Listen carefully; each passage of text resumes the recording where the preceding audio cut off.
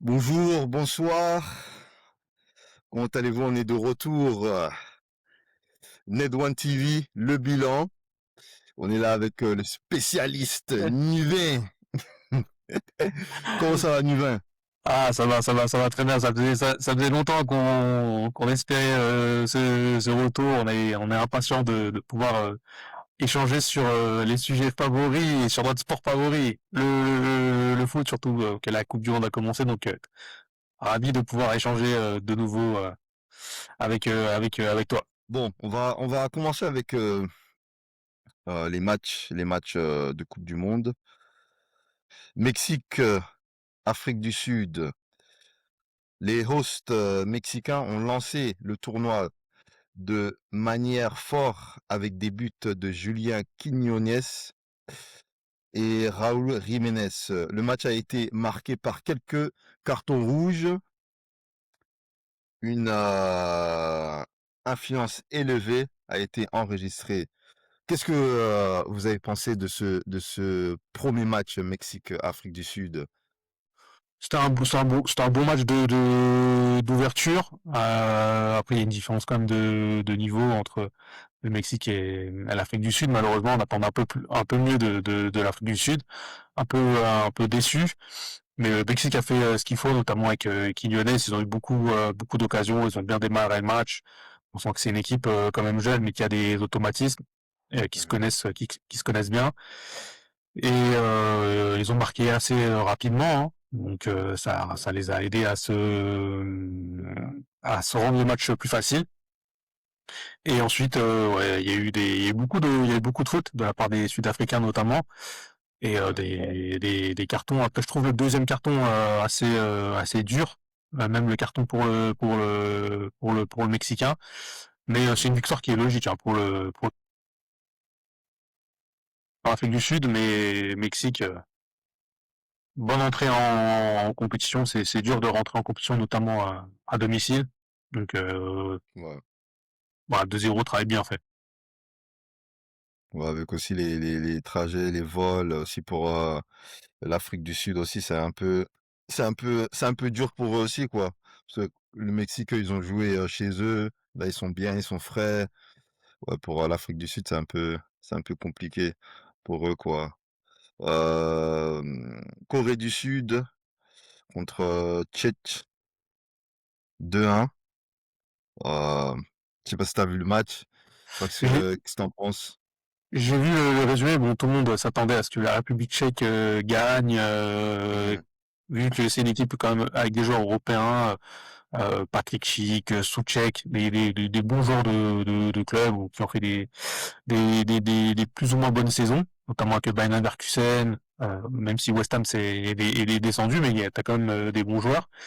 Et les Coréens, très bonne équipe. Victoire sur le résumé que j'ai vu, méritée. Donc c'est des joueurs qui se connaissent aussi très bien en Europe, on les connaît, hein, Lee Kang-in, Edminson, franchement des très bons joueurs. Donc petite surprise, mais ça montre que le football asiatique ça progresse. Donc on est content de voir qu'il y a des nations qui progressent. Donc c'était bien. Franchement, c'était pas mal. Ouais. Il y a beaucoup de gens qui ont dit que le milieu là du PSG, Lee Kang-in, ouais, lui il a fait une bonne performance quoi, dans ce match.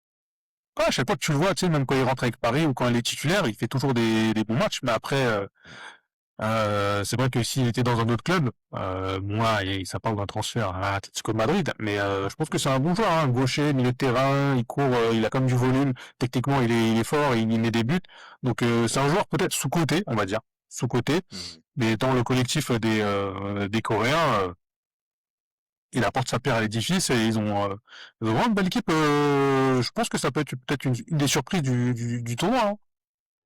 Ouais, non, je crois aussi, je crois aussi. Canada 1, Bosnie 1. Les co-hosts ont arraché un point précieux lors de leur match d'ouverture avec un impact notable de Syl Larin. entrer en jeu depuis le banc. Euh, bon. Bon, pour moi, j'ai cru que Canada, ils allaient marquer au moins 2 buts et Bosnie à 0. J'étais surpris quand Bosnie, ils ont marqué le premier but. Mais je sais pas toi, qu'est-ce que t'en penses, Nuvin, de ce match? Non, j'ai vu le match dans son intégralité. C'est toujours compliqué, tu vois, quand tu démarres une compétition à domicile. Surtout le Canada, je crois ils ont fait 6 matchs de Coupe du Monde. Je crois qu'ils ont perdu les 6 matchs. Et je pense qu'il y avait des joueurs qui avaient la pression, donc ils ont mal démarré, ce qui peut se comprendre. La Bosnie a marqué assez rapidement. Et ensuite, le Canada, ils ont joué, hein, ils ont fait la majorité des tirs. Ils ont dominé le match. On a des joueurs qui ont quand même été décevants comme l'attaquant David. On Ouais, attendait un peu plus ouais, de lui, mais j'ai vu des très bons joueurs sur les côtés notamment. Même dans notre jeu, Koné, c'était pas mal. Le fait qu'ils ont marqué à la fin avec les changements, mais ils ont eu quand même des occasions pour mener. Ils auraient pu gagner le match.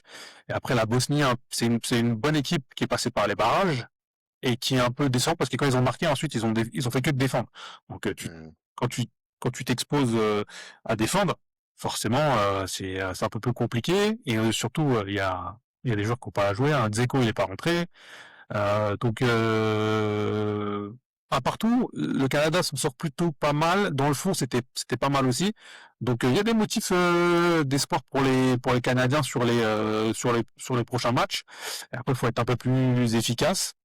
On va voir les compos. Hein, est-ce que David va continuer titulaire? Est-ce que les entrants, il y a eu Larine et il y a eu un autre attaquant aussi qui est rentré. Ils ont fait beaucoup de bien. Hein, les changements, ils ont fait beaucoup de bien au Canada. ouais, Et ouais. c'était pas mal. Sur le fond, c'était pas mal. Hmm. États-Unis 4, Paraguay 1. La sélection américaine a connu un début de rêve devant son public. Folarin Balogun a inscrit 2 buts, un but contre son camp et une réalisation de Giovanni Reina, avec plusieurs passes décisives de Christian Pulisic, Oui, ont complété la large victoire. Très très très beau match, très très bon commencement des Américains, hein.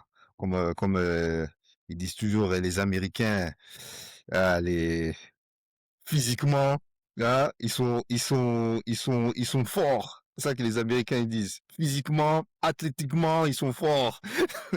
et non, ils se sont bien préparés. Après, généralement, les Américains, hein, tous sports confondus, à domicile, sont toujours prêts à leur hache. Donc, et surtout, le Paraguay, c'est une équipe qui a fait quand même des bonnes qualifications en zone Amérique du Sud, euh, avec des bons joueurs, un bon groupe collectif. Donc, je pensais que ça allait être plus serré que ça. Ils ont fait la différence très très vite. Des buts, c'est quand même des beaux buts. Pulisic, Balogun, franchement, ils ont une test, même au milieu, Tyler Adams. Franchement, une très bonne équipe, très bonne entame. Donc, démarrer le tournoi comme ça. Et sur la première mi-temps, bon, il menait déjà 3-0, mais ensuite ils ont fait des changements, ils ont marqué derrière le quatrième but. Mais à domicile, faut faire attention. Hein. Les États-Unis, ça peut faire comme en Corée en 2002, on s'attendait pas à ce qu'ils aillent aussi loin. Mais en plus, ils ont pris Pochettino, qui est quand même un bon coach. T'as tout de suite vu la patte dans le jeu avec les buts, avec des actions construites. Donc, vainqueur, je n'irai pas jusque-là, mais ça peut faire quand même un bon tournoi hein, pour les Américains. Surtout, tu sais, quand tu joues à domicile, tu as souvent les coups de sifflet pour toi. Mais c'est bien. Franchement, c'est encourageant. J'ai vu un petit style de Tottenham quand il était en Angleterre, Pochettino. En vrai, les Ouais. joueurs, ils jouaient comme ils jouaient quand il entraînait Tottenham, quoi. Je sais pas si t'avais remarqué ça.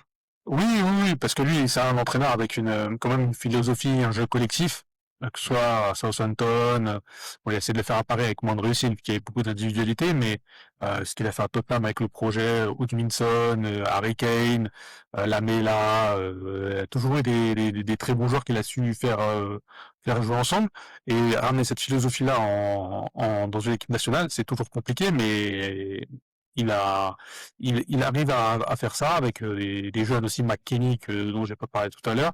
Ils ont battu le Sénégal en match de préparation, là, il y a pas longtemps, il y a 2 ou 3 semaines, en faisant quand même un très bon match face au champion d'Afrique.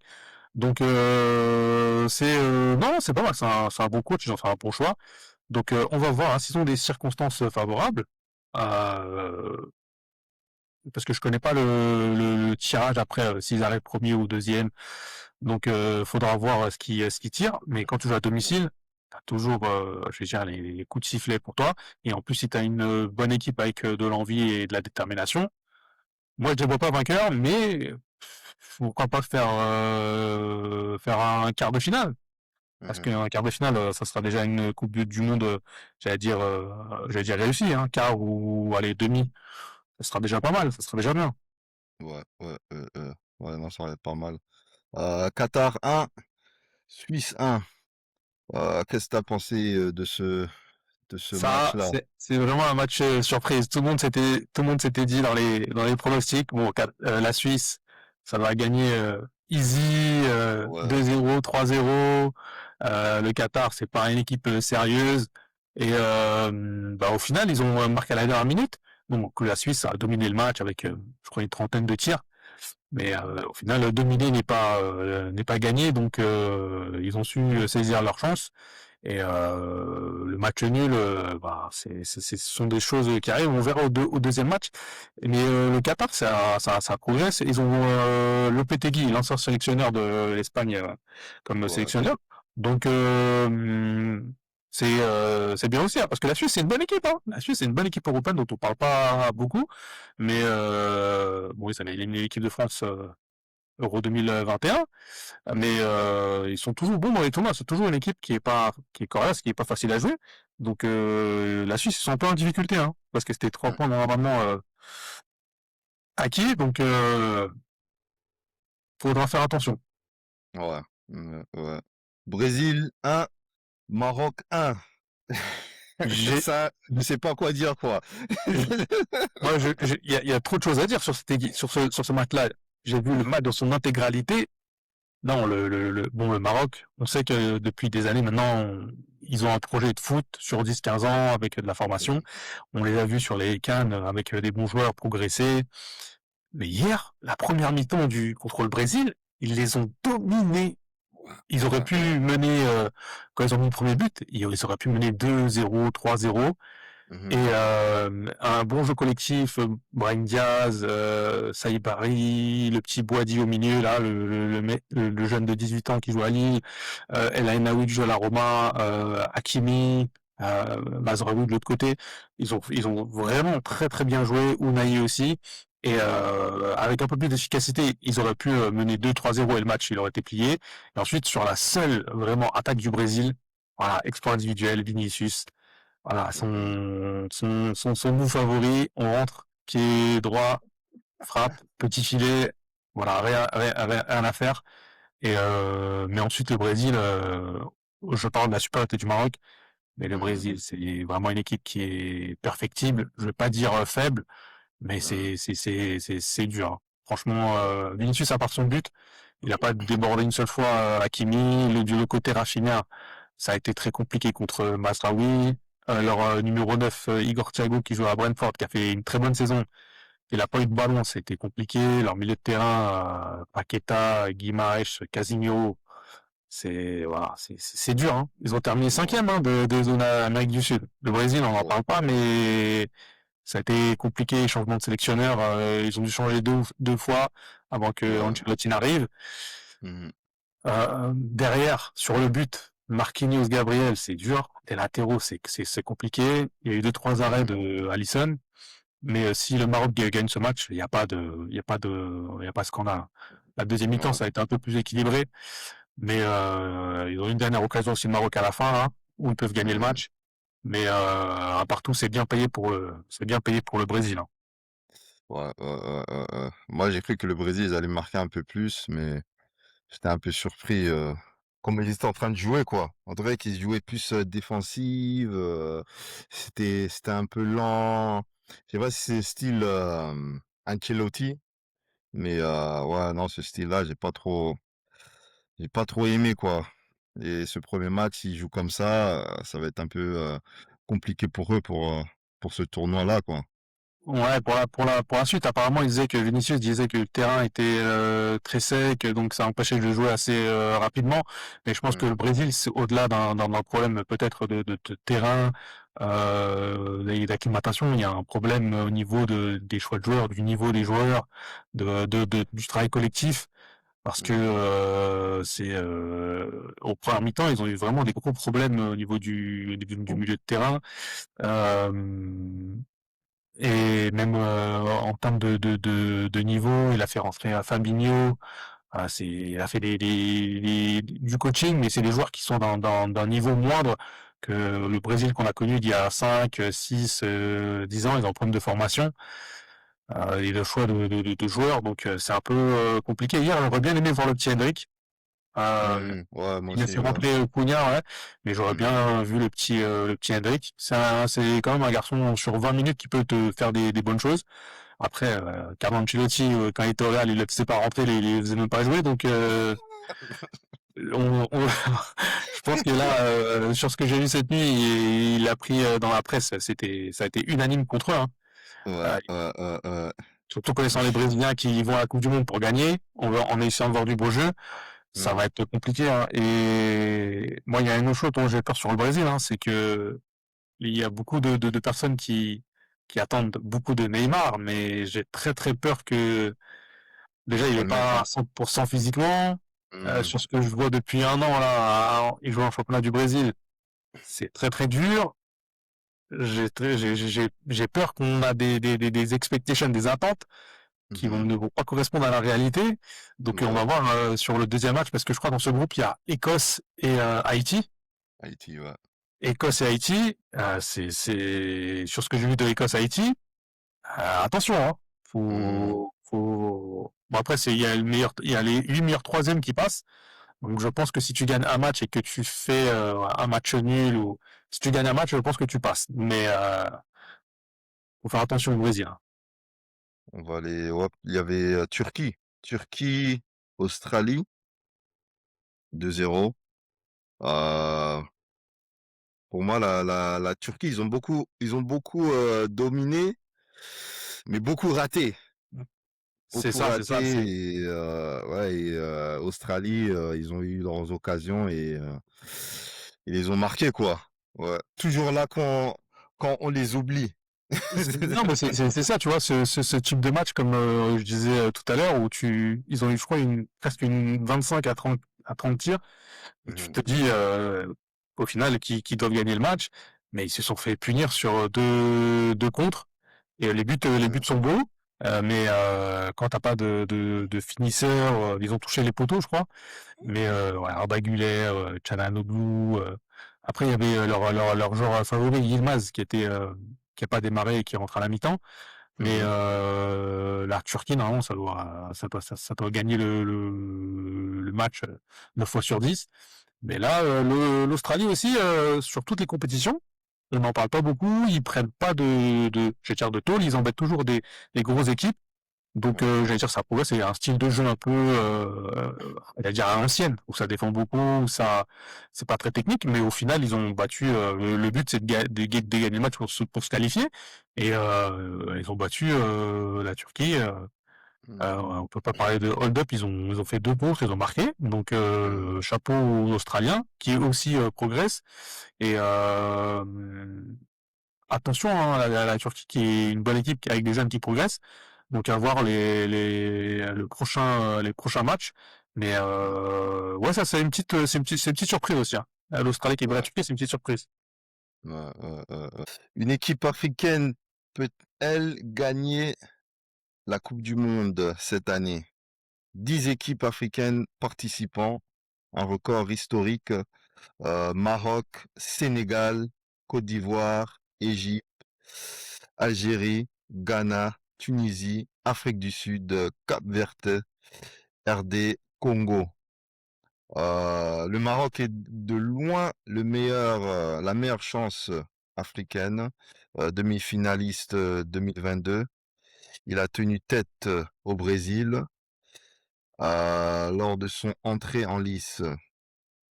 Pour toi, Nuvin, est-ce que une équipe africaine va aller loin cette année ou même aller en finale ou peut-être gagner cette Coupe du Monde, quoi? Bah, non, il faut qu'on ait l'ambition de se dire qu'on va gagner. J'ai l'impression que c'est un sujet qui est tabou en Afrique. Il y a toutes les équipes, le Brésil, l'Argentine, l'Espagne, la France, ils disent, nous, on va à la Coupe du Monde pour gagner. Moi, j'entends très peu de discours. Les Sénégalais, qui dominent le football africain depuis 10 ans, ils ont pris combien de cannes, là, depuis 10 ans? 3, ils ont pris 3 cannes, ils ont fait des finales, ils sont toujours dans le dernier carré. J'aimerais bien entendre des Sénégalais dire, Sadio Mané, Iliman Ndiaye, on y va pour gagner. Le Maroc, j'entends maintenant là depuis un an. Depuis qu'ils ont fait la demi-finale, ouais, il faut 4 ans, il faut dire, on y va pour gagner.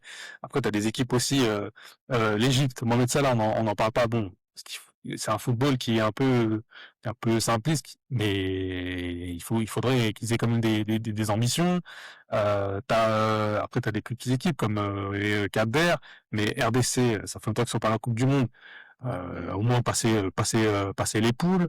Le Ghana aussi, faut que ça passe les poules. Euh, je pense que je le dis, hein, on parle beaucoup d'équipes européennes, mais le Sénégal est dans le trio pour moi avec Espagne, Argentine, allez France à un moindre niveau, mais le Sénégal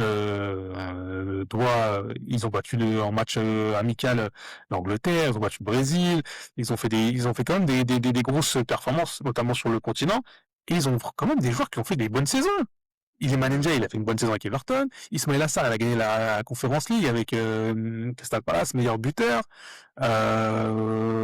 Sadio Mané, il a été champion en Arabie Saoudite.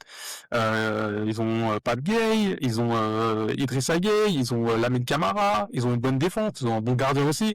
Donc, t'as des atouts pour, en tant que champion d'Afrique, je tiens à redire, voilà, le champion d'Afrique, c'est le Sénégal, donc ils ont un statut à défendre. Il faut qu'on se décomplexe par rapport à ça. J'ai l'impression qu'on n'ose pas dire qu'on va à la Coupe du Monde pour gagner, alors qu'on a des joueurs qui sont aussi forts que les joueurs européens ou sud-américains. Et, euh, et notamment hier avec le match du Maroc, ils ont regardé le Brésil droit dans les yeux. Donc je pense aussi que le Sénégal va regarder la France droit dans les yeux, même si la France des individualités. Mais je vois pas en quoi la France serait supérieure au Sénégal. Et après, j'attends de suivre aussi les autres équipes et j'espère que toutes les équipes vont essayer de faire en sorte de sortir des poules. Ça serait beau et ça montrerait la progression du continent et des différents joueurs. Le Cap-Vert aussi, ils ont une petite équipe pas très connue, mais sur les CAN, bon, la dernière CAN, ils ont pas été bons, mais la CAN 2024 à Côte d'Ivoire, ça a été une des surprises. Donc, tu as des équipes qui peuvent créer quelque chose. On va voir l'Égypte, je pense à la dernière Coupe du Monde de Mohamed Salah. Ils ont le joueur de City, Marmouche. Donc, t'as des. Est-ce que, est-ce que, est-ce que ça va être difficile? Est-ce que ça va être difficile pour les équipes africaines pour arriver loin? Parce que les favoris, ça reste les grands nations, quoi. Et les Européens, Sud-Américains comme la France, Espagne, Angleterre, Brésil, Argentine, Allemagne, tout ça, quoi. Est-ce que ça va être difficile pour eux de arriver? C'est toujours difficile, mais je pense que c'est moins difficile qu'il y a quelques années où le niveau il était vraiment béant. Là aujourd'hui, on a des Mhm. joueurs africains qui ont fait des carrières extraordinaires en Europe. Par exemple, Mohamed Salah, qui a des statistiques de ces dernières années de Mohamed Salah en attaquant européen. Il y a personne qui a ces statistiques-là. C'est ce qu'il a fait à Liverpool, c'est extraordinaire. Sadio Mané, ce qu'il a fait à Liverpool, c'est incroyable. T'as plein de joueurs, des joueurs sénégalais, l'Algérie, on en a pas parlé, mais l'Algérie, ils ont des très bons joueurs. Qui a fait Riyad Mahrez.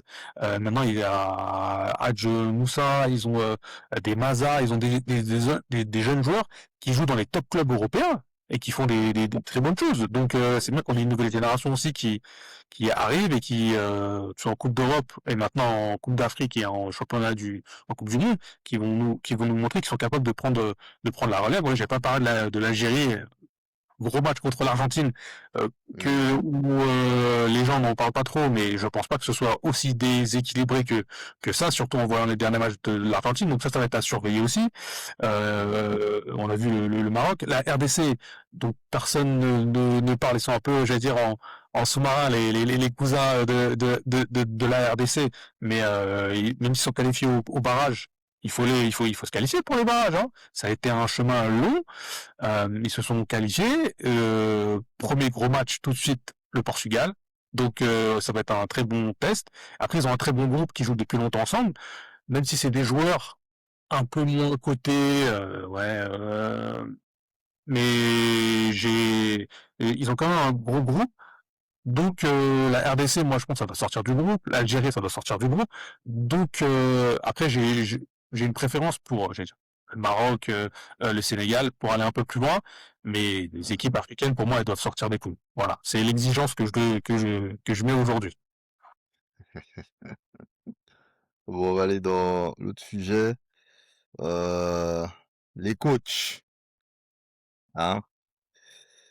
Ces trois coachs espagnols dominant la scène européenne actuelle, Guardiola et le maître expérimenté, Arteta, son héritier qui monte en puissance, et Luis Enriquez, le compétiteur redoutable en phase finale. Il incarnant le football moderne de possession et d'intensité. Là, pour toi, je sais que Luis Enriquez, quand il est venu au PSG, il a changé beaucoup de choses, quoi. Tu vois, on a gagné back-to-back, Ligue des Champions, euh, Guardiola, venu à City, il a changé beaucoup de trucs en Angleterre. Et Mikel Arteta, Arsenal, leur première ligue, il y a depuis 2022. Non, je veux dire 2002, pardon. C'est ça. Ouais, ouais, ouais, ouais, ouais, ouais, ouais. Euh, pour toi, pour les coachs, on peut commencer avec Luis Enriquez, hein. Luis Enrique, ce qu'il fait à Paris, là, on va commencer par ce qu'il fait à Paris, c'est incroyable. Après, quand il est arrivé, ils lui ont aussi donné les pleins pouvoirs. C'est ça qui a fait la différence avec les autres coachs, que ce soit Pochettino, Unai Emery, Ancelotti, Tuchel, Galtier, qui devait gérer les stars, les Messi, les Neymar, les Mbappé, les Verratti. Voilà, lui, il est arrivé, il a mis un coup de balai. Il a dit non, moi, je veux partir sur des bonnes bases avec moi, mentalité, mes joueurs. La première année et demie, euh, on comprenait pas trop où il voulait aller, parce qu'on ne voyait pas trop sur le terrain comment ça se matérialisait. Et ensuite, janvier 2024, match contre City, là, ça bascule, tout rentre, le puzzle il commence à s'assembler, et là, la dynamique elle est lancée. On voit Dembélé faux neuf, on voit Doué, on voit le Géorgien, on voit le milieu de terrain. Non, tout le monde court, tout le monde fait les efforts, l'intensité, le pressing, tout ce dont tu parlais depuis 1 an et demi, ça s'est matérialisé là. Ils ont gagné la première Ligue des Champions. Et après, cette année, ils ont pas fait beaucoup de recrues. Et Mhm. ils font le back-to-back en intégrant beaucoup de jeunes. Donc, il faut tirer un grand coup de chapeau à Luis Enrique. Moi, pour en avoir parlé avec avec toi, avec les autres aussi. J'ai Mm, avant de qu'il arrive à parler, j'étais pas un grand fan de Luis Enrique parce qu'il avait aussi beaucoup raté beaucoup de choses à la Roma, Celta Vigo, les sélections d'Espagne où il s'était fait sortir notamment par le Maroc et après à Barcelone il avait gagné parce que bon, il avait la MSN et je vais pas dire que c'était un peu plus facile avec ces trois-là, mais ils lui ont rendu la chose facile.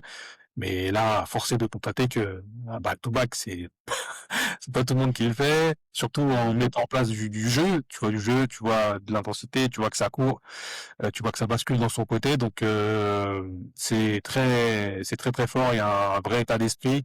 C'est dur de mettre ça en place dans le football où il y a de plus en plus d'égos qui prennent le pas et lui il arrive à gérer ça. Donc c'est top. Hein. Donc quand tu as des choses qui marchent, gagner, c'est dur, et rester au sommet, c'est très dur, hein, et faire le back-to-back, la preuve, hein.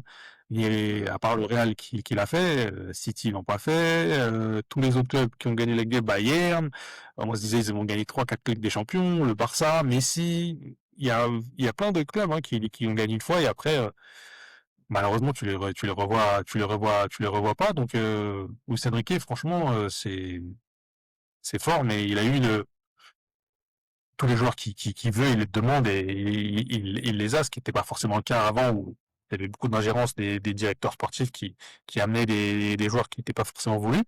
Donc, mm, faut rendre hommage à Luis Enrique. Hein, quand tu as des résultats aussi performants, c'est que tu as un coach qui est compétent et mm. t'as pas beaucoup de fausses notes. Donc, faut lui rendre hommage. Hein. Ouais, ouais, ouais, ouais, ouais, ouais. Euh, Pep Guardiola, hein, possession, dominant, tiki-taka, moderne, pressing, haut et football de possession. Très sophistiqué. Il a révolutionné le jeu avec des systèmes comme le 4-3-3 ou des variants en 4-3-2-2-3. Euh, Plus de 40 trophées total, considéré comme l'un des plus grands entraîneurs de l'histoire grâce à son influence tactique et sa longévité. Est-ce que, pour toi, Guardiola, meilleur entraîneur du monde, de...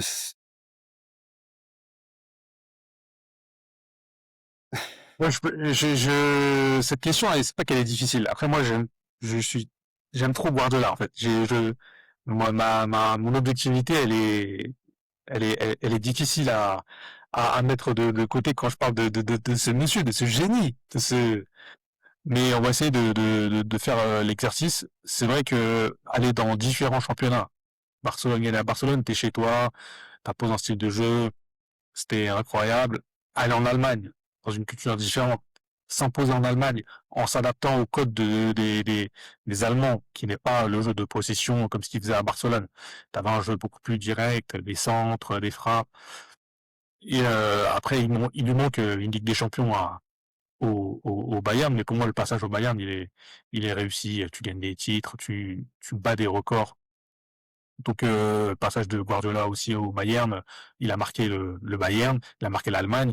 L'Allemagne, quand l'Allemagne gagne la Coupe du Monde, c'est aussi quand il est là-bas.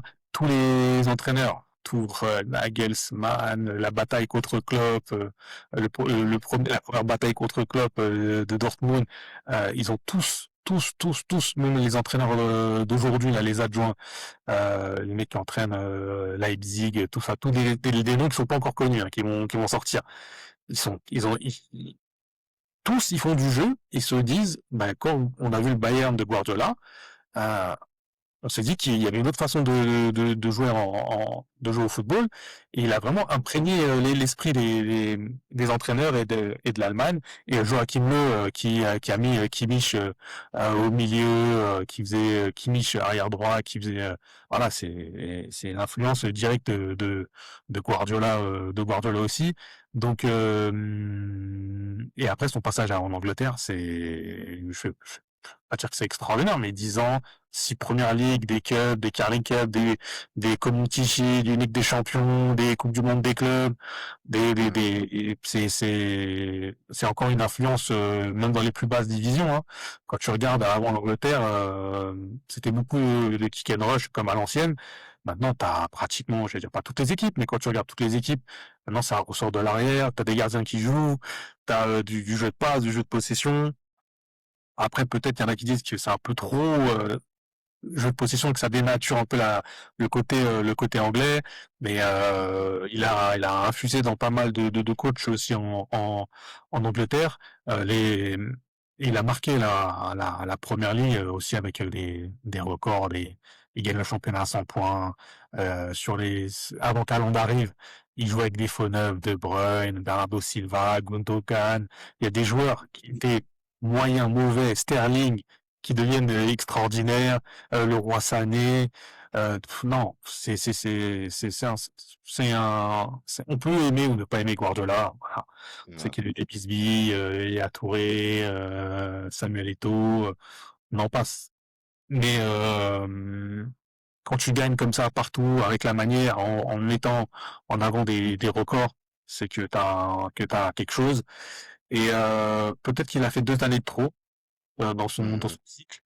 Après, il y a eu des petits problèmes aussi personnels qui peuvent expliquer la saison dernière aussi.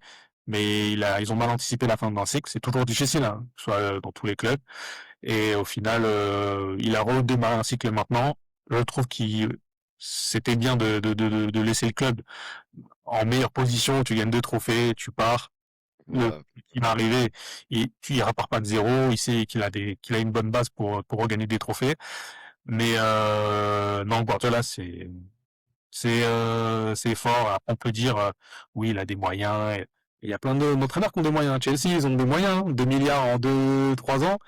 Euh, on n'a pas de première ligue, on n'a pas de triplé, et il a 4 championnats d'affilée, et on a rien de ça. Donc, avoir de l'argent, c'est bien, savoir le dépenser, c'est mieux aussi, hein. Mais non, c'est un garçon qui est incroyable. Après, on verra. Je pense qu'il va aller dans du football de sélection, qui est différent. Mhm. Donc, on verra où ça va atterrir. Mais là, qu'il prenne des vacances, qu'il profite un peu de sa famille, qu'on ait le temps un Ouais. peu j'allais dire, de digérer tout ça. Mais sa legacy, elle est incroyable. Après, il y a eu la bataille avec le Liverpool de Klopp. C'était, c'était, c'était, c'était, c'était génial. C'était C'était, incroyable. ouais. Ouais, c'était incroyable. Mais après, moi, je peux pas comparer avec, que ce soit sur Wenger, que ce soit Alex Ferguson. Bon, c'est des époques qui sont différentes, mais en termes de longévité, c'est quand même, ils ont su recréer, Arsène Wenger et Ferguson, ils ont créé des cycles. Ils sont restés quand même 20 ans.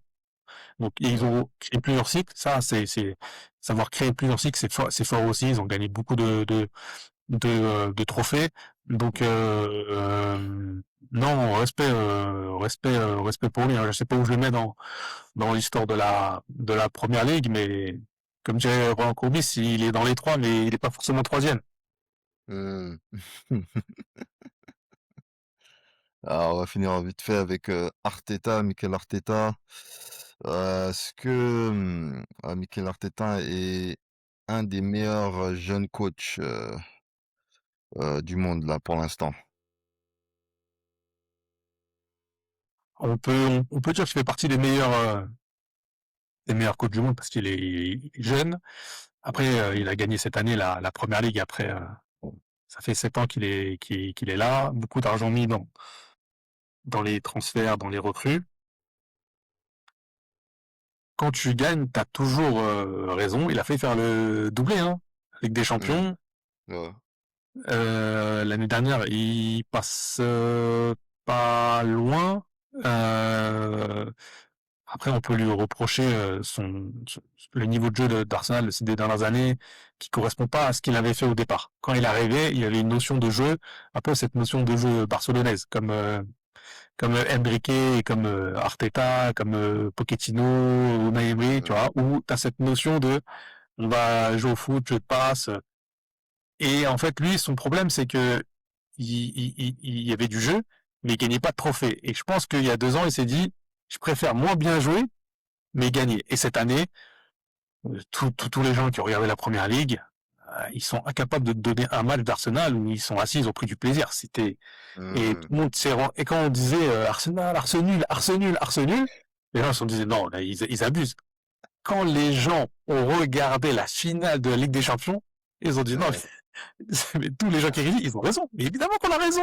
On regardait les matchs du non-football. Non, tu peux pas venir sur un terrain et défendre comme ça. Surtout que Ouais, ouais. les joueurs, pour proposer autre chose, t'achètes des Mmh. Gyökeres, t'as acheté Madueke, Trossard, Martinelli, t'as acheté des milieux de terrain, Eze, Odegaard, Zubimendi, des mecs qui sont champions d'Europe, Zubimendi, Merino, champion d'Europe. Tu viens, tu Ouais. proposes, tu viens, tu te défends à 14 contre 11. Non, non, c'est pas, c'est pas possible. Après, il faudrait lui poser la question de pourquoi il défend comme ça, pourquoi il s'est concentré sur les coups de pied arrêtés. Tu peux marquer sur corner ou sur coup franc, mais tu dois proposer, surtout qu'il sait faire ça, en fait. Tu vois, comment tu passes de ce football où tu proposes pas grand chose, tu prends pas beaucoup de risques, à un football où tu, tu proposes du jeu, mais tu gagnes pas. Et c'est pour ça que pour en revenir un peu à Guardiola, c'est toujours difficile. C'est là que les gens ils se rendent compte que jouer un football offensif et gagner, c'est difficile. Parce que quand Arteta il le faisait, il gagnait pas. Là, il a changé de philosophie, il s'est mis à gagner. Donc j'espère que l'année Ouais. prochaine, il va pas se Mmh. dire, je vais gagner en jouant un peu de façon simpliste. Bah, je vais refaire ça et je vais regagner. Je pense que les circonstances ont fait qu'ils ont été beaucoup plus réguliers et que la concurrence a été beaucoup plus faible. Liverpool, pas bon. Chelsea, pas bon. Manchester United, pas bon jusqu'à ce que Carrick arrive. Tottenham, on va pas en même temps parler, c'est un 17e. T'as eu des surprises, Sunderland, mais la concurrence, elle a pas été bonne et ils ont, Mmh. bon point, ils ont gagné les matchs, ils ont champion, c'est le plus régulier qui gagne, donc ils ont été champions, tant mieux pour eux. Mais l'année prochaine, ça va être, il y a beaucoup de coachs qui arrivent, Xabi Alonso, Maresca à City,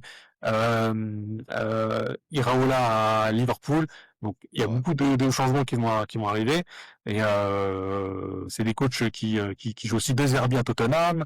Donc je pense que ça va être très très très intéressant. Mais pour revenir à Arteta, je pense que là on a vu différentes facettes. On va voir comment il va progresser là. Là, on va voir Ouais. s'il progresse, s'il arrive à progresser, à trouver quelque chose pour donner un peu du plaisir aux gens, parce que quand tu écoutes les supporters d'Arsenal, ouais, ils sont contents parce qu'ils ont gagné, parce que ça faisait longtemps, mais s'ils n'ont pas pris de plaisir, si tu viens et tu prends pas de plaisir au stade, alors que Ouais. les supporters de City, ah, tu peux, là, depuis 10 ans, ils se sont régalés, hein. Même, bon, il y a eu un an où ça a été compliqué. Bon, sur 10 ans, tu peux passer sur un an, c'est pas grave. Mais ils se sont régalés, hein. De Bruyne, Gundogan, Phil Ouais. Foden. Non, ils se sont gavés, hein. Les supporters de City, t'es supporter de City, t'es content. Le retour de United aussi, l'année prochaine, Carrick, là, c'était bien, il a pris en cours de saison. Et l'année prochaine, Mmh. hein, je prédis le retour de la première ligue où t'as 4, 5, 6 équipes qui peuvent se battre pour le titre. Ouais. Je pense que ça peut être ça. Mais le problème, comme je disais à des gens, Arsenal, ils pouvaient gagner, au moins, je crois 2 ou 3 premières ligues, hein. Mais le seul problème, c'était, City de Guardiola. Ouais. Parce que C'est vrai ce que tu dis, mais les gens oublient quelque chose, Steven. C'est que le Liverpool de Jürgen Klopp, ils ont pris mmh, une première ligue en 7 ans. C'était la première ligue en plus du Covid, de la première ligue du Covid, mais ils ont pris une première ligue en 7 ans. Donc les gens ne se rendent pas mmh, compte de ce que Guardiola il a fait à tous ces clubs-là, là. Tous ces clubs. Et il leur a fait beaucoup de mal, hein. ouais, non, grave. Et t'as des premières ligues qui se sont jouées à un point, hein. Je me rappelle avec le Jürgen Mmh, Klopp, une ou deux points où c'était très serré. Mais c'est vrai que dans ce que tu dis, c'est que Arteta il aurait pu gagner la première, je crois que c'était l'année dernière ou il y a 2 ans, où ils ont de l'avance et ensuite je crois que c'était la quatrième là la quatrième quand ils font le quadruplé là et qui gagnent la mmh, quatrième ligue la première ligue d'affilée, mais ils auraient pu, hein, ils finissent pas loin et ça aurait validé ce que tu dis, le jeu offensif, mais c'est difficile de pratiquer du beau jeu et de gagner. C'est pour ça que moi, Guardiola, je le mets un peu au-dessus des autres. Mais Mhm. ouais, l'année prochaine, ça va être, on va voir, hein, parce qu'ils sont champions. Et quand t'es champion, on t'attend de pied ferme sur les terrains. Donc Ouais. moi, ça va être intéressant. Ça va être très intéressant. Ouais, non, non, très, très, très intéressant. Euh, on est dans l'autre sujet.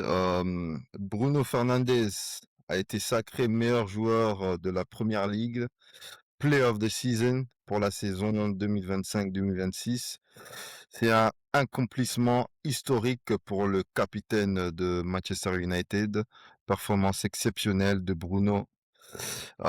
Environ 9 buts et 21 passes décisives. Record absolu de la Première Ligue sur une saison dépassant Thierry Henry, Kevin De Bruyne. Il a aussi créé le plus grand nombre d'occasions, plus de 130. Il a joué une grande partie de la saison dans un rôle plus reculé sous Ruben Amorim, mais a continué à dominer créativement. Euh, Souvent cité comme le meilleur joueur de la saison par de nombreux médias, Manchester United a terminé troisième et s'est qualifié pour la Ligue des Champions grâce à un grand parti à son leadership et sa créativité. Je sais pas si tu as des mots pour Bruno, Bruno Fernandes, qu'en penses? Moi, je suis un peu mitigé sur Bruno Fernandes. Je regarde les matchs de United. J'ai un peu j'ai un côté Red Devils. J'aime bien ce club. On a beaucoup souffert ces dernières années. On a souffert, et quand il est arrivé avec Pogba du Sporting, c'était incroyable. Il a tout de suite mis des buts, mis des passes décisives. Et c'est toujours, c'est un joueur incroyable qui est capable de créer beaucoup d'occasions, comme tu as dit. Et ensuite, le problème que j'ai avec lui, moi, c'est dans les gros matchs, t'as l'impression qu'il disparaît et qui disparaît et alors qu'il a le brassard et un leader, ça doit emmener ses coéquipiers. Et lui, il est toujours là en train de râler, en train de leur crier dessus. Et je comprends pas ce style de leadership. D'ailleurs, c'est pour ça que il y a beaucoup dans le podcast de Roy Keane, Gary Neville, il a dit qu'il méritait pas d'être le capitaine c'était un des plus mauvais capitaines de l'histoire de Manchester United. Et c'est vrai que, je vais pas dire que je suis d'accord avec Roy Keane, mais je suis pas autant emballé par Bruno Fernandes. Après, il fait une bonne saison, c'est vrai. Il a toujours cherché, là, cette année, il a eu que le championnat. Donc, il a eu vraiment du temps pour jouer, pour se préparer. Et, à partir du moment où il a commencé à mettre les passes décisives, il met beaucoup de buts sur penalty aussi, mais des corners, il cherchait toujours à faire la passe décisive pour atteindre le gros record, en fait. C'était ça mais il a quand même battu le record. On est d'accord. Mais l'influence dans les matchs, quand tu regardes les matchs, c'est une influence qui est pas aussi prononcée que ce qu'on voudrait le dire quand on regarde les matchs, en fait. Et c'est ça, c'est ça mon problème. Et la disparition dans les grands matchs, Hmm. c'est dur. Après, c'est un joueur qui est vraiment 10, parce qu'on l'a vu avec Ruben Amorim, dès que tu le mets un peu plus bas, à côté d'un 6, il est beaucoup plus, il a du mal. En fait, il disparaît. Il faut vraiment le laisser dans la partie création en haut, lui laisser toute son énergie pour qu'il soit le plus utile possible. Mais après, en termes de passe décisive, c'est vrai qu'il a une précision sur coup franc, sur coup de pied arrêté, sur corner, qui est quand même au-dessus de la moyenne de plusieurs joueurs. Après, meilleur joueur de première ligue, j'ai vu qu'il y avait un plébiscite sur ça. Alors, un joueur qui gagne pas la première ligue, qui gagne pas de trophée, parce qu'il a mis 21 passes décisives, bon, il est donné un meilleur joueur de l'année devant des garçons qui ont gagné des trophées. Hmm. Voilà, Ouais. je sais pas que je l'aime pas, mais à un moment les trophées ça compte aussi, hein, donc. Oh, oh, Le boss, je vais te voir le message là. Je vais te le message. le boss. Comment ça va les gars? Ça va, ça va. Ah, ça va, ça Ah, va. je vais pas vous mentir, le réveil était difficile. Hein. Il y avait la Coupe du Monde, les Il Knicks, était à New York, champions là. après Il était à New 53 York ans. en train de fêter. Ah ouais, franchement, si je pouvais fêter ça à New York, là, franchement, incroyable. Ah bah, c'est le Ouais. plaisir, les gars. Hein. On est en train de parler de Bruno Fernandes, Amadou, en tant que meilleur joueur de première ligue. Qu'est-ce que tu en penses? Écoute, je sais que t'es pas fan de Bruno Fernandez.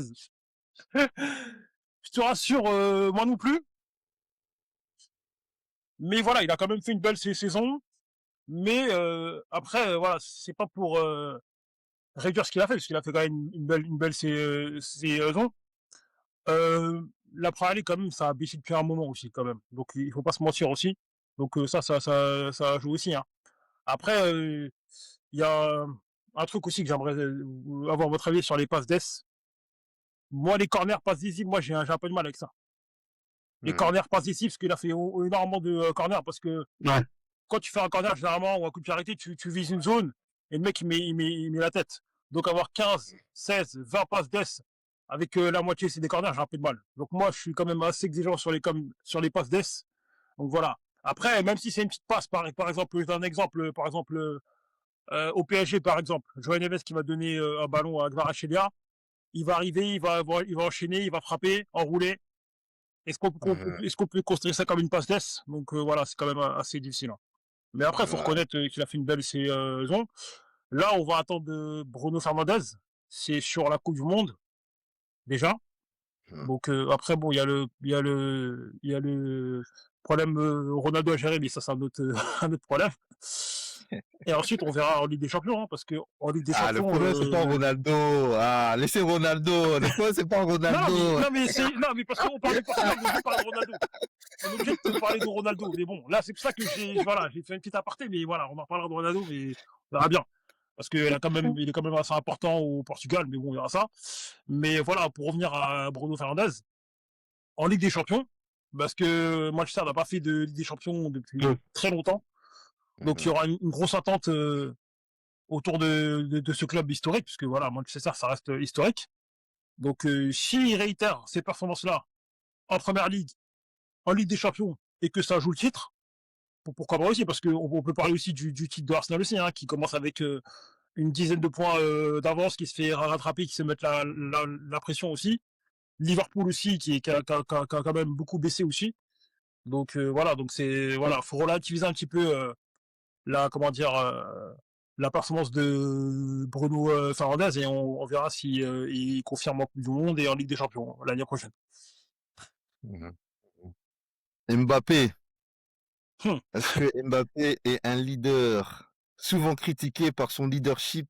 Kylian Mbappé, champion du monde 2018 et finaliste Coupe du monde 2022. Il y a beaucoup de questions.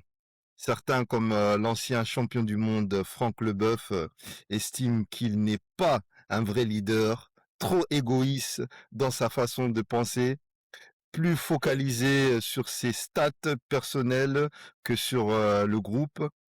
Il différencie clairement talent individuel et leadership collectif. Ah, Nivin, on va commencer avec toi. C'est un gros dossier.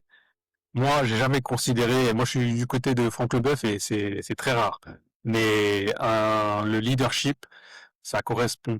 Il veut se donner une image de leader alors qu'il n'en a pas les caractéristiques et il ne fait pas en sorte que les gens suivent. Il n'est pas dans cette expression du collectif. En fait, déjà lui, par son rôle, son rôle, il est très égoïste, le rôle du buteur. Mais on a toujours, on a des exemples de joueurs qui sont des buteurs, mais qui sont dans l'expression du collectif. On va prendre l'exemple d'Harry Kane. Voilà, il est dans l'expression pure. C'est un buteur. C'est un buteur, mais il joue pour l'équipe, il fait jouer l'équipe. Benzema, c'était pareil. Donc, c'est des garçons qui sont capables de faire les deux et ne pas uniquement tirer la couverture à eux. Et après, tu peux pas être un leader ou te revendiquer leader sans faire des efforts pour le collectif. Tu peux pas perdre la balle et t'arrêter et regarder et dire aux autres d'aller récupérer la balle pour toi. Ça, ce n'est pas possible. Et il a quel âge? Il a 29 ans, il a 27 ans, 28 ans, et ça fait 10 ans qu'il joue. Il a toujours pas compris ça. Comment tu veux que les gens te suivent si tu ne fais pas des efforts pour eux? Dans la vie, dans tout, si tu veux que les gens, si tu ne donnes pas aux gens, les gens vont pas te rendre. Même si tu les fais gagner, même si tu mets des triplés en finale de Coupe du Monde, ce qui est bien, ce qui est un fait. Et c'est pas suffisant. Et j'ai l'impression que ce rôle de leader, il est un peu dans l'acting, en fait. Il veut se donner ce rôle-là, mais il n'a pas les caractéristiques de leader quand c'est pas ça lui va pas, en fait. Même le fait de prendre le capitanat, tu dois donner l'exemple, tu dois tirer les gens vers le haut, mais c'est pas l'impression qu'il me donne. Et on a vu sur les 2 saisons au Real où ça doit être lui le leader de l'équipe, sans forcément prendre le brassard ou quoi aux caisses. Bah, on a vu qu'il met des buts, oui, mais tu gagnes rien. Là, l'équipe de France, on a gagné en 2018, hein. On est en 2026. Donc ça fait 8 ans qu'on n'a pas gagné. Là, j'ai l'impression que les gens l'oublient, ça. Ça fait 8 ans qu'on n'a pas gagné, hein. Il y a eu des euros, il y a eu des coupes du monde, on n'a pas gagné. Enfin, on n'a pas gagné, donc là, on arrive. Il nous raconte encore son histoire de je me suis reposé, je vais gagner, vous allez voir, on t'attend au tournant. Mais son discours de Capitana, moi j'ai du mal. Je sais pas pourquoi il passe devant, par exemple, N'Golo Kanté, en Capitana. Moi, N'Golo Kanté, c'est le plus légitime pour moi. C'est-à-dire un leader silencieux, il parle pas, il fait des efforts, il court, il compense, il se bat pour l'autre, toujours un discours positif de tous les adversaires, de tous ses coéquipiers. Mais voilà, c'est pas un garçon qui parle, qui communique beaucoup, qui communique à sa façon, donc on lui donne pas le brassard. Mais alors, Kylian, pour moi, c'est pas un leader. C'est mon avis, hein. Je sais qu'il y a des gens qui sont pas d'accord avec ça, mais c'est pas quand je vois le Léo Messi, quand je vois dans toutes les autres équipes en Espagne, quand je vois en Angleterre, même dans les équipes africaines, Sadio Mané, je vois Mohamed Salah, je vois Riyad Mahrez, je vois RDC Congo, Chancel Memba, tu vois, ça c'est des capitaines, mais qui mouillent le maillot, ce que tu as envie de suivre. Mais Kylian, j'ai pas envie de le suivre, moi. Moi, j'ai pas envie. Si je serais en équipe de France, j'aurais pas envie de le suivre. Pour toi, Amadou? Moi, il y a une Dis-moi. image qui résume tout. Alors, je sais pas si vous avez vu, il y a une image qui circule. Il y a Mbappé qui est sur le banc. Il attend de rentrer. Il envoie Cherki demander le brassard à N'Golo Kanté pour qu'il le récupère. Voilà. Ça résume tout. C'est que il y a le capitaine naturel et il y a celui qui force le capitana. Et en fait, ce geste-là, bon, on l'a vu quand même aux Jeux du Monde. Il a fait ça quand il y avait Griezmann qui avait déjà le brassard du capitaine, quand il a voulu prendre tous les coups de pied arrêtés. Donc on parle beaucoup des coupes du monde réussies entre guillemets parce qu'il met un triplé, etc. et qui gagne la Coupe du Monde 2000 en n'étant pas un, un leader. Mais ce qu'on oublie beaucoup, c'est qu'il y a 2 échecs retentissants à l'Euro. Ça, on n'en parle pas. Donc on parle de l'équipe de France, mais on parle pas des échecs en Euro. Le problème du capitana, il a voulu le faire au PSG aussi. Donc il y a eu plusieurs votes pour le brassard du capitaine. Il a jamais été, on lui a jamais donné le brassard. Donc en fait, c'est quelqu'un qui a voulu forcer le brassard.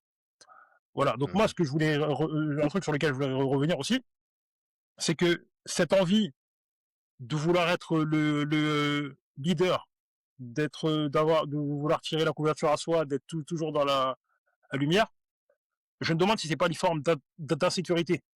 C'est-à-dire que si un autre joueur brille, c'est comme si que, en gros, que c'était une forme d'insécurité, quoi. C'est-à-dire qu'en gros, c'est qu'il a besoin d'être partout sur la couverture, que ce soit en conférence de presse, dans ses déclarations, que ce soit en dehors du terrain, que ce soit sur le terrain.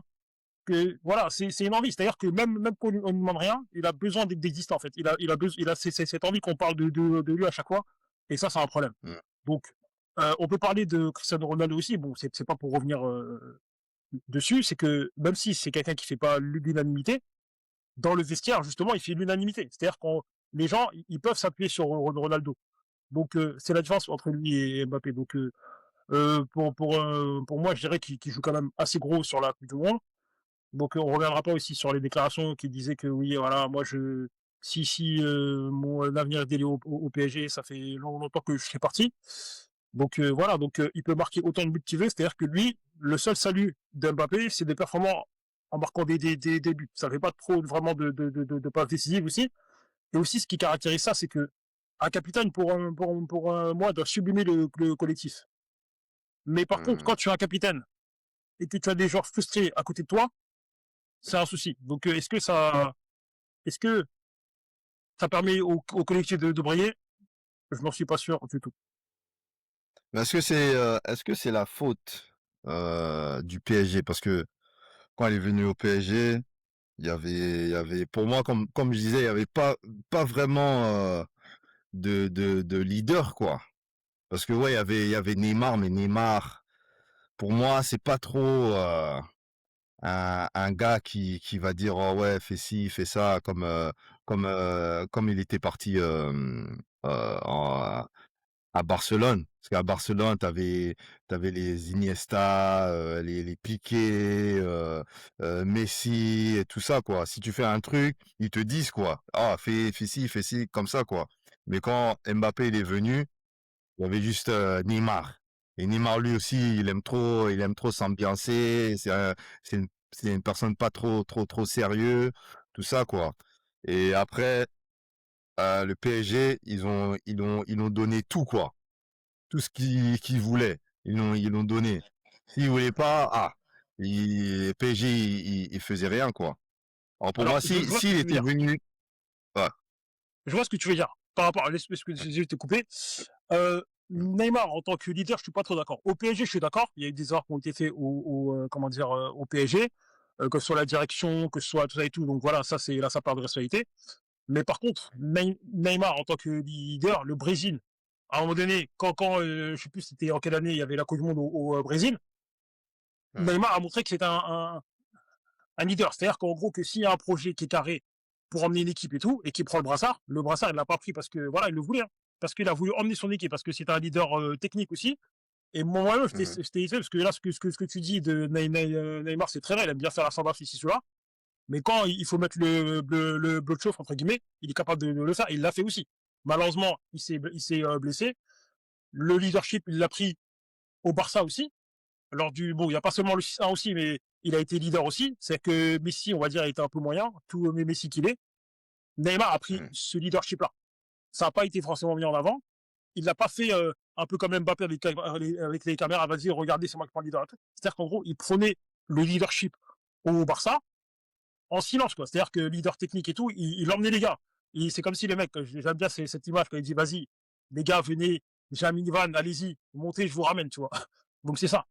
Donc au PSG, je sais pas c'est quoi c'est son objectif à Neymar quand il est venu au PSG, mais il a voulu briller un petit peu aussi. C'est-à-dire qu'en gros, je sais pas si c'était un nouveau challenge, récupérer un ballon d'or, tout ça et tout, mais voilà, quelque part, il a voulu aussi prouver qu'il pouvait s'imposer comment dire, au PSG. Après, là où l'erreur qu'il y a eu au PSG, c'est en termes de choix de profil, en termes de, tu sais, quand tu veux choisir un joueur, tu dois voir aussi en termes de mentalité, taille, etc. Et tout. Et en fait, on aurait dû anticiper le fait que Neymar, Mbappé, parce que Mbappé, on savait qu'il avait ce côté ambitieux, tout ça et tout, mais à ce point-là, c'était quand même assez compliqué. Donc, ce qui fait que le vestiaire, je dirais pas qu'il a explosé, mais c'était très compliqué parce que il y avait quand même beaucoup de jalousie de la part d'Mbappé et tout ça et tout, qui voulait prendre les penalties et pas mal de penalty gates, etc.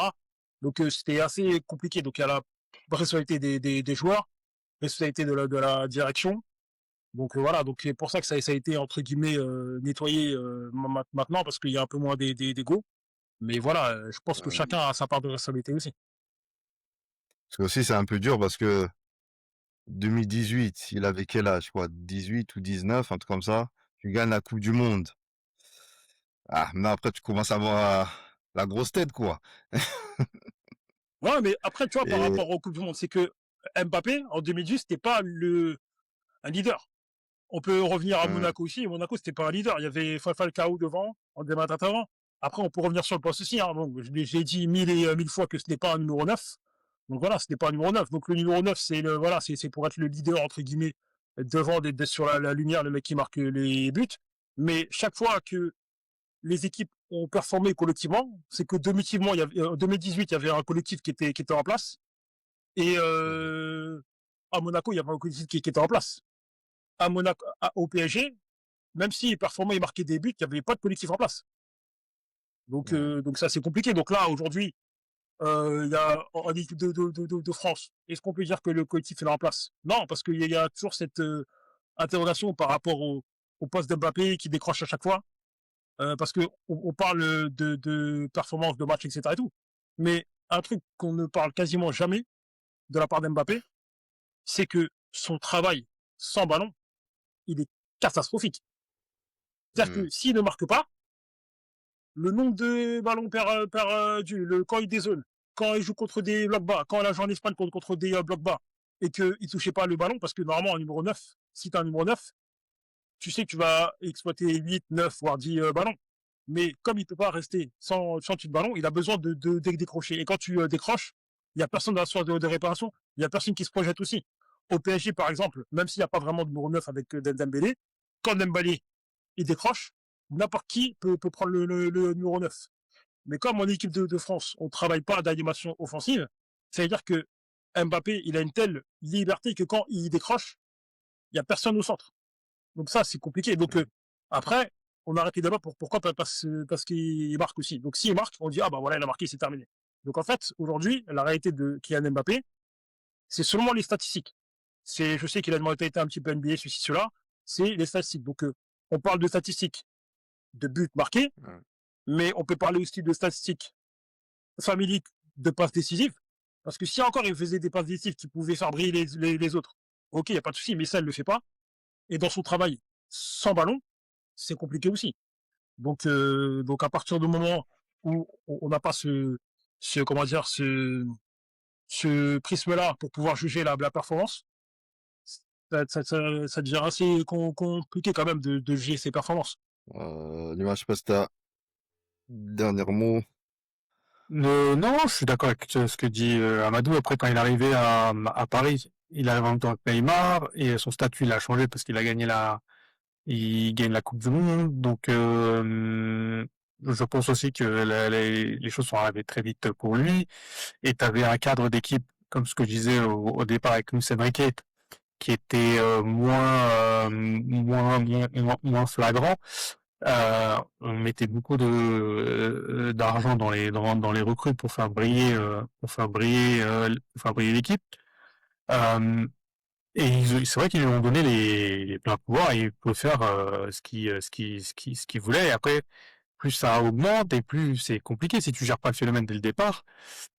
Ça augmente et après c'est dur de mettre des limites et de cadrer les choses. Si tu les cadres pas au départ, c'est compliqué après.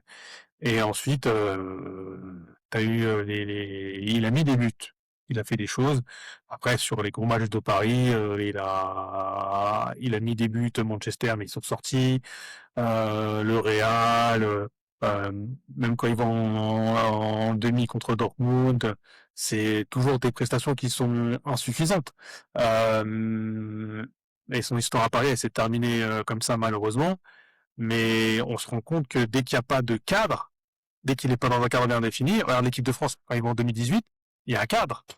Lui, c'est juste une pièce rapportée et ça clique, ça matche bien et ça va au bout.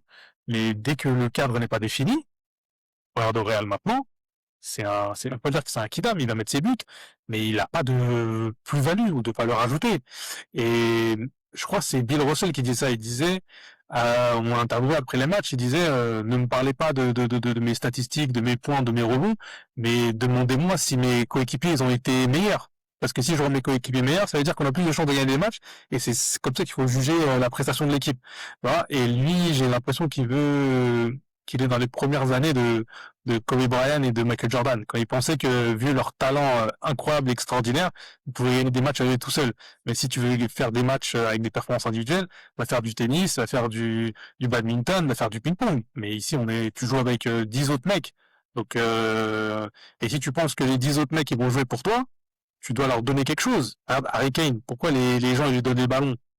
Parce que Harry Kane, si demain il peut te donner la balle et te faire une passe d'ess, il va te faire une passe d'ess. Tu sais qu'il va te la donner et qu'il va te la rendre. Et il y a plein de joueurs qui sont dans l'esprit du collectif. Et même Haaland, ça a changé. Hein. Haaland de Dortmund, Haaland de City, ça a quand même changé. Et t'as plein maintenant d'attaquants numéro 9 qui sont dans l'expression du collectif. Et c'est ça qui fait en sorte que tu gagnes. C'est plus tes individualités et tu fais tout pour une individualité. Mais lui, j'ai l'impression qu'il n'a pas encore eu ce déclic, cette maturité de comprendre ça. Et quand Luis Enrique lui a dit les termes dans sa série, Mm. tu vois qu'il répond pas ou qu'il en a rien à cirer en fait. C'est ça son truc en fait, c'est qu'il en a rien à cirer. Et là, il y a des gens comme Didier Deschamps qui encore lui donnent ça parce qu'en pensant que on va tout jouer pour Kylian et Kylian va nous faire gagner. Mais si Kylian est dans un mauvais jour, si Kylian se blesse, on n'a pas de plan B en fait. On est tout pour Kylian, alors que on est d'accord qu'on a un ballon d'or quand même. Parce que j'ai l'impression qu'on oublie ça. On oublie qu'on a un ballon d'or, qu'on a des joueurs qui sont en devenir, Désiré Doué, Barcola, on a Michael Olise, on a Cherki. Moi, je fais partie de l'équipe qui pense qu'on jouerait mieux sans lui. Hein. Moi, je le dis clairement. Je vais afficher mes opinions clairement. On va assumer. Et on joue mieux sans Mbappé, je le dis. Et si on essayait, je pense qu'on verrait tout de suite la diff. Mais vu que c'est notre star numéro 1, qu'on vend des publicités, que c'est lui, il va voir le maire de Boston, il fait des interviews, il parle en anglais, il fait des shows, et parce qu'il est bilingue et parce que voilà, c'est lui qu'on doit mettre en avant, c'est notre tête de pont. Mais il y a un moment, c'est là si on va dans le mur, comment on fait? Ouais, Zidane, j'ai un peu, ça va être compliqué, mais si on va dans le mur, ça va être dur, hein. Ça va être dur la remise en question. Elle va devoir se faire. Elle aurait déjà dû se faire, mais elle va devoir se faire. Et pour te rejoindre vite fait rapidement, tu dis que l'équipe de France joue mieux sans Mbappé, le Real aussi. Hein. C'est vrai, on en a eu la preuve, c'est vrai. Ah ouais, on l'a vu. Hein. Quand ils battent City, là, quand ils sont, il est pas là. Quand ils font leur run de 6 8 matchs sans défaite, il est pas là. Ouais, c'est vrai. Ah non.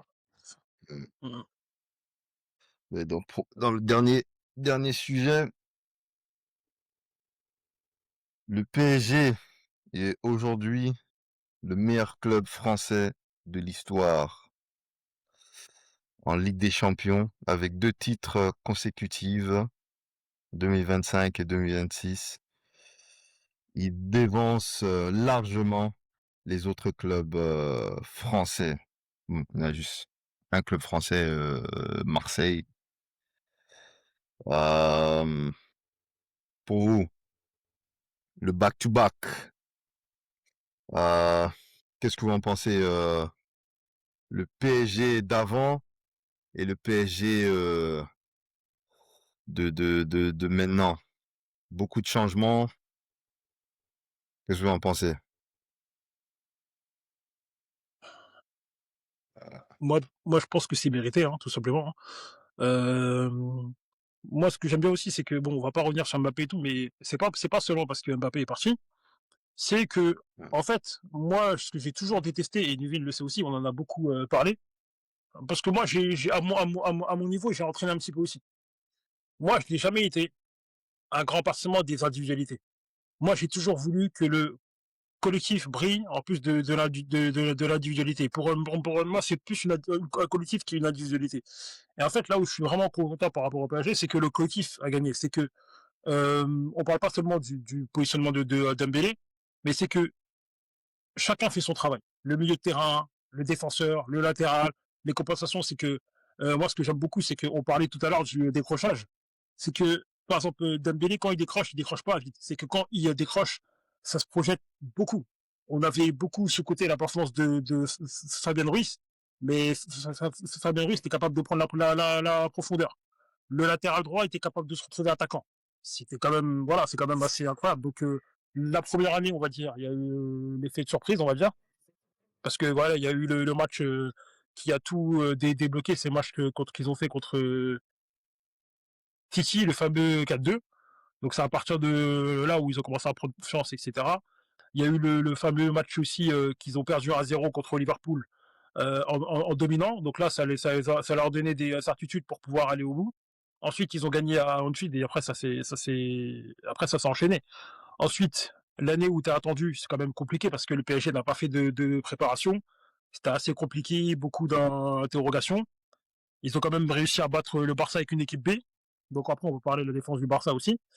Et après, derrière le parcours, il est plus méritant, j'ai envie de dire, que par rapport à l'an dernier. Donc, cartonner Mmh. Chelsea, alors que c'est un Chelsea quand même si c'est un Chelsea qui est en déclin, il faut quand même les cartonner aussi. Le match contre Liverpool en montrant c'est pas une supériorité nette, ça c'est à mettre à leur crédit aussi. On parle même pas du match contre le Bayern aussi, ce qu'ils ont fait contre le Bayern, le match aller, match retour, c'est quand même extraordinaire. Et Mmh. la finale aussi, moi je reste un peu sur ma faim par rapport à la finale, c'est que le PSG mérite de gagner certes, mais ils auraient pu se faire punir aussi parce que on aurait vu les limites du PSG de cette année parce qu'ils avaient quand même quelques joueurs clés et cadres qui sont pas présents en Ligue des Champions.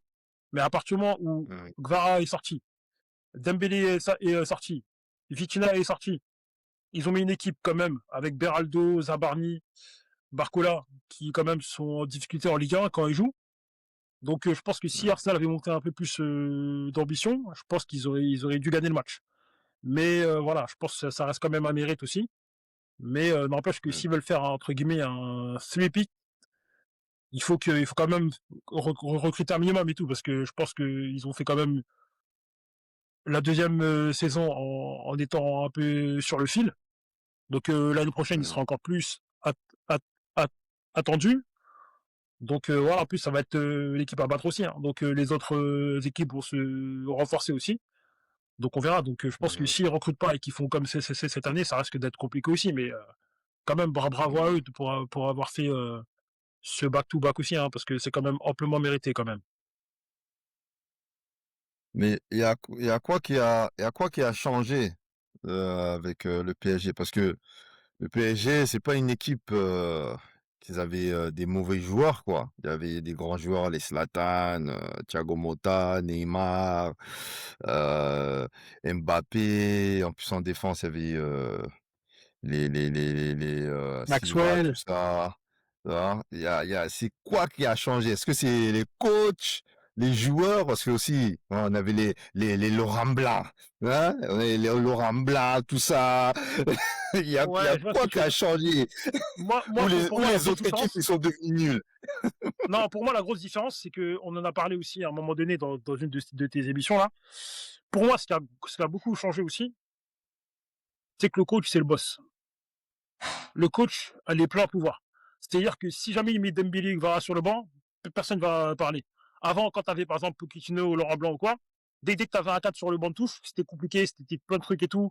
Ils avaient le président, etc. C'était compliqué. Là où aujourd'hui, l'entraîneur a les plans pour avoir du sportif. Et c'est là la différence aussi. C'est que, voilà, c'est que, en même temps aussi, ils ont fait un truc aussi par rapport aux joueurs aussi, par rapport à leur salaire, un truc comme ça, plus le côté star, etc. Donc en fait, c'est que ils prennent des joueurs, c'est que déjà il y a ça qui a changé. Au niveau des profils des joueurs aussi. C'est-à-dire que des profils des joueurs qui veulent jouer pour le collectif. C'est-à-dire qu'en gros, qui veulent mettre l'intérêt du collectif avant l'intérêt personnel. Et ça, ils l'ont beaucoup dit. On a beaucoup entendu Dembélé dans ses déclarations aussi.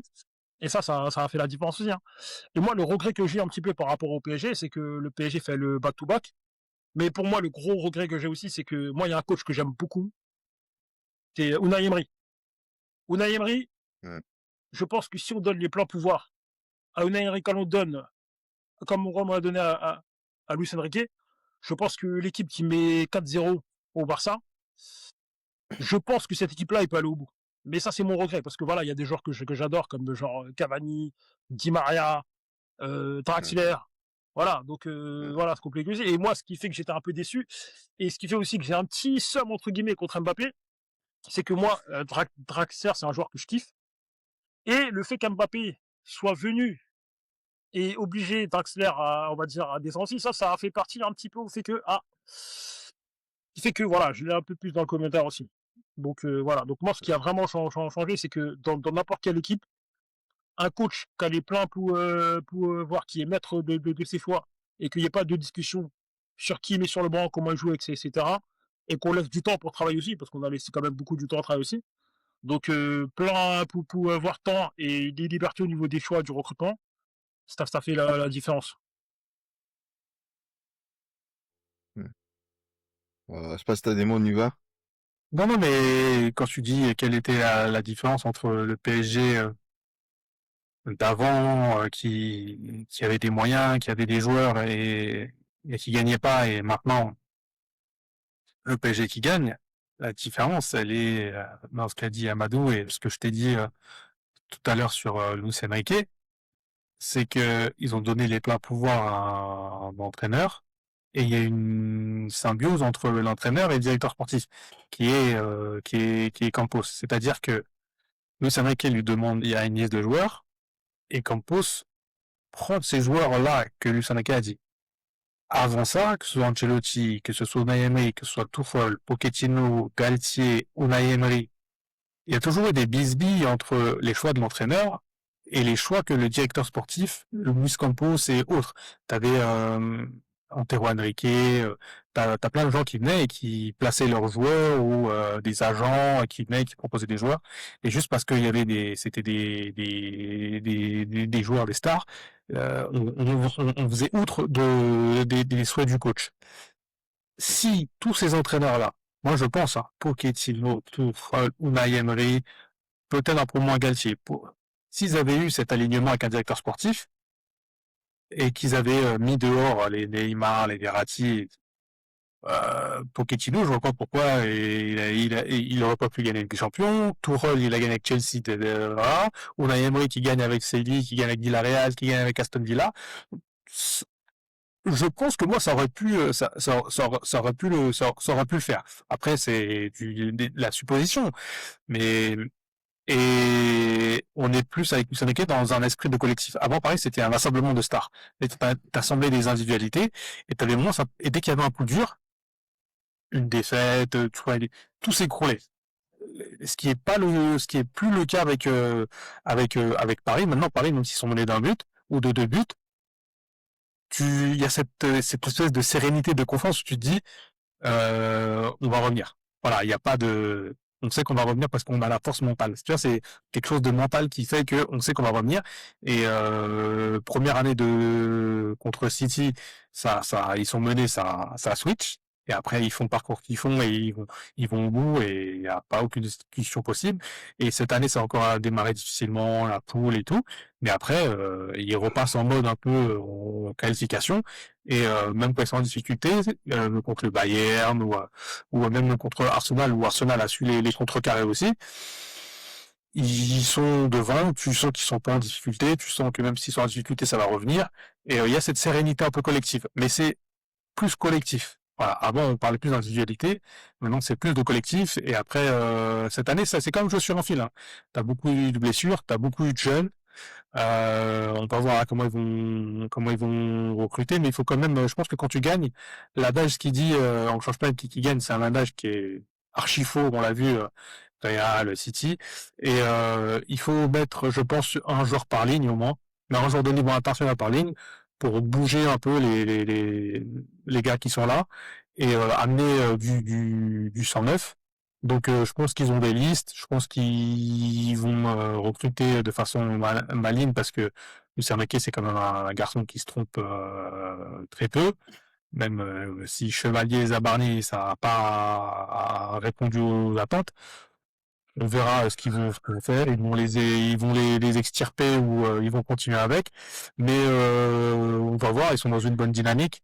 Donc ils vont être sur la dynamique du triplé, mais il faut pas qu'ils pensent que ça va être aussi simple que voilà. Il faut toujours remettre le bleu de chauffe et après tu sais quand tu gagnes, t'as toujours des choses qui arrivent, des sollicitations de club, des salaires, des ceci, des cela, et ça peut jouer dans la tête des joueurs, même s'ils te disent ouais je suis bien au PSG, je suis bien, mais t'as toujours ouais lui il gagne plus que moi, ouais lui il a cette prime là, lui il a ceci, lui il a cela. Donc on va voir comment ils vont gérer ça et on jugera à ce moment-là. Mais comme je l'ai dit au début de l'émission, ce que c'est vrai qu'il est en train de faire, c'est exceptionnel et incroyable parce qu'au bout d'un an et demi, c'était avant janvier 2024, ça allait dans le mur. Et au final, tout s'est bien mis ensemble et ça a fait l'équipe que ça a fait maintenant depuis un an et demi et qui marche sur tout le monde. Voilà, donc Bayern, City, tout ça, ça prend des boosts. Donc il faut juste dire bravo à ce qu'ils ont fait, au travail accompli, et voir comment ils vont gérer ce qui va arriver. Mais il y a de la confiance et de la sérénité. Et dans un groupe, c'est ça qui fait 90% du travail. Hein. À partir du moment où tu es serein et que tu es confiant, tu peux battre n'importe qui. Hein. Amadou, je passe ta dernier mot, parce on va terminer Non, dans spécial, hein, je pense que tout bientôt. a été dit. Hein. Donc, moi, je suis d'accord avec ce qui a été dit. Hein, donc ouais, je suis assez d'accord généralement. Ça termine le bilan. Merci à vous, les spécialistes.